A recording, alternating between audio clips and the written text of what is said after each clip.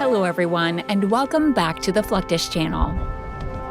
With the U.S. military pouring money into vehicles like the Ultra Heavy Lift Amphibious Connector, or UHAC, military beach landing crafts have become extremely important in the past few years. So much so that different world powers are spending billions of dollars on developing a more superior design and scale compared to the last.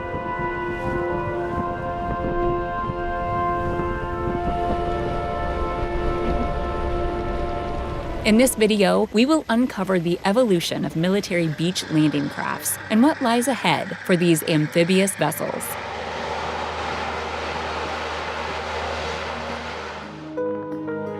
Amphibious warfare goes back to ancient times, but modern amphibious warfare can be traced back to World War I, during the Battle of Beta Paka in 1914 in what is now Papua New Guinea by the British Army against the occupying German forces.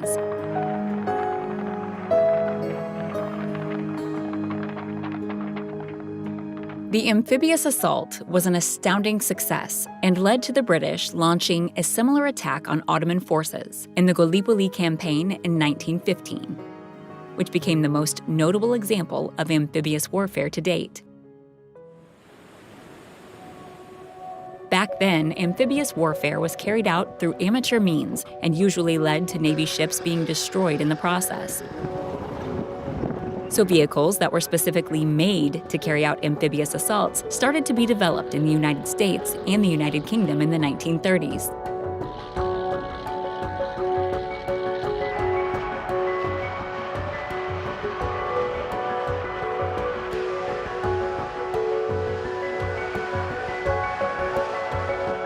The Vickers-Carden Lloyd Light Amphibious Tank, which was a tank that could travel both on the sea and on land, revolutionized amphibious warfare as a whole, and suddenly every major power wanted their own.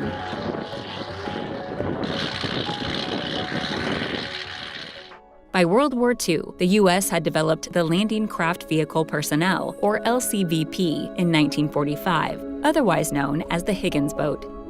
This was one of the first modern amphibious landing crafts and is considered instrumental to the Allies' victory in the war, being used on every front by the U.S. Navy.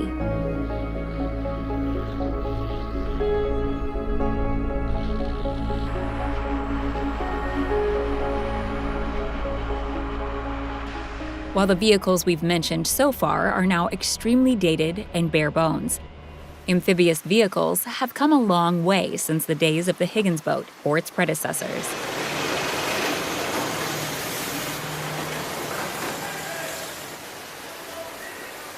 One of the most advanced amphibious vehicles today is the Ultra Heavy Lift Amphibious Connector, or UHAC for short.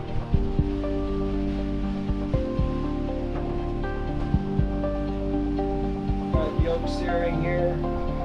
Forward, neutral, reverse. Yeah. The UHAC prototype has a top speed of over 30 knots, which is around 34 miles per hour, and the actual vehicle could be as much as twice as fast. It would be able to operate on the hardest of terrains and easily make its way through obstacles such as seawalls, sand, mud, and of course, water, due to its air-filled foam blocks.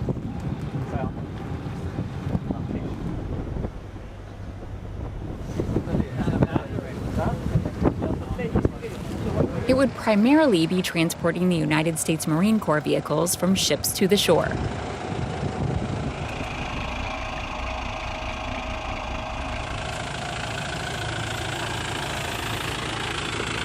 If it were to start production, it would be the most advanced amphibious vehicle the world has seen yet.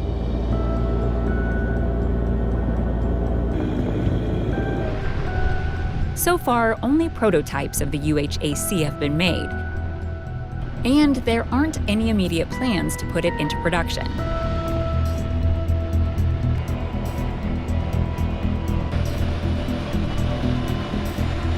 But production might become necessary in the near future, as competitors, such as the Russian Navy, which has its own line of advanced amphibious vehicles, make things more tense for the United States.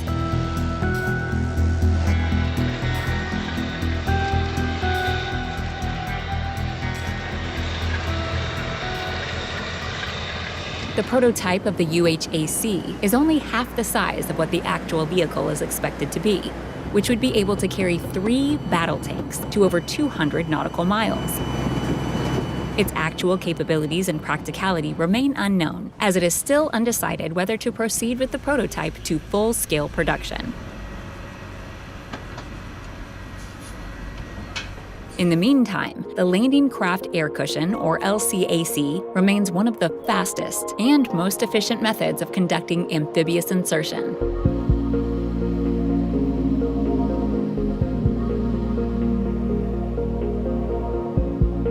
It has been in use as the U.S.'s primary landing craft since 1986, and the technology, although updated, is starting to feel dated. Unlike the UHAC, the LCAC has a hard time going through difficult surfaces and is best suited for sandy beaches and water, but it can't navigate through muddy lands or seawalls. However, it is faster than the UHAC's prototype, with speeds up to 45 miles an hour, but it would only be able to carry half the load and have half the range when compared to the UHAC.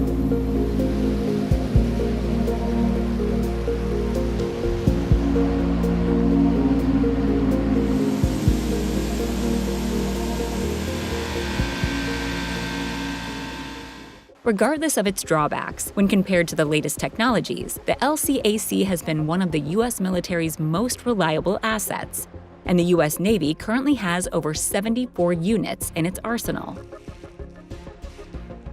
There are also talks of the LCAC being replaced by the LCAC 100 instead of the UHAC.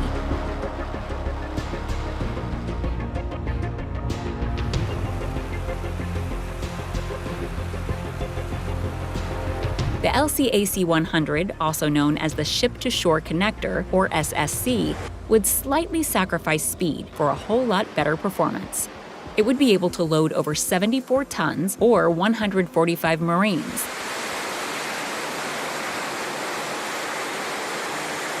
At an estimated cost of over $55.5 million, it would undoubtedly be an expensive project, with the cost of replacing the entire LCAC fleet being estimated at over $4 billion.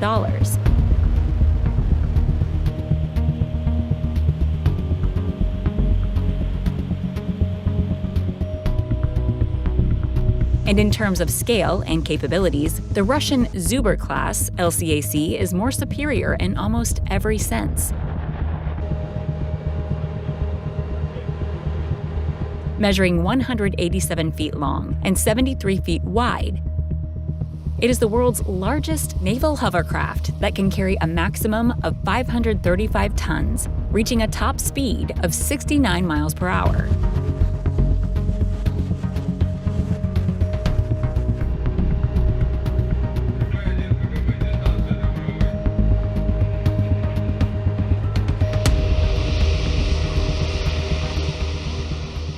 The Zubr-class LCAC is also armed with multiple rocket launchers and is capable of traversing over obstacles over 6.5 feet high.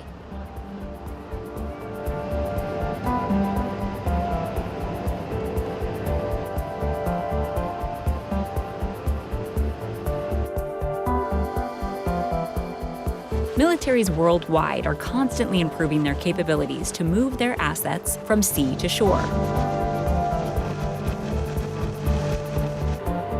Penetrating through the enemy's line, the centuries-old method of amphibious insertion has proven its effectiveness in mobilizing its troops.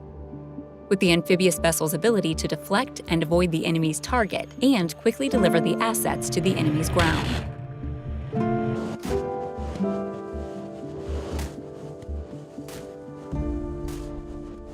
Technologies will constantly evolve to prevent adversaries from reaching the shoreline, so we expect to see the future designs of these vessels to have better performance in terms of speed, higher payload, and perhaps lethality.